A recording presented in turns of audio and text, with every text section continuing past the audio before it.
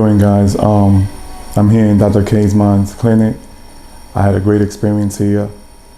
I would like to say that if anybody that want to do a hair transplant, I recommend him. He's really good at what he does. They treated me good here. Also, staying a couple of days here in Istanbul was great. It was a great trip. And all I gotta say is that just take your time and researching. I've been doing this almost a year and close to 13 months. And I would like to say is that I made the right choice. If anybody was trying to do a hair transplant, especially me that had a failed one in New York, and anybody's coming over here and thinking about doing a hair transplant, I recommend him. You see his results. You see people on YouTube talking about it.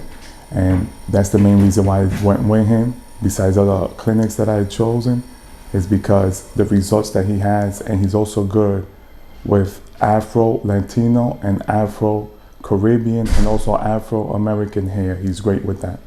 So that's what I have to say, and hopefully anybody that's really looking, just like I did, searching, this guy is the man for you.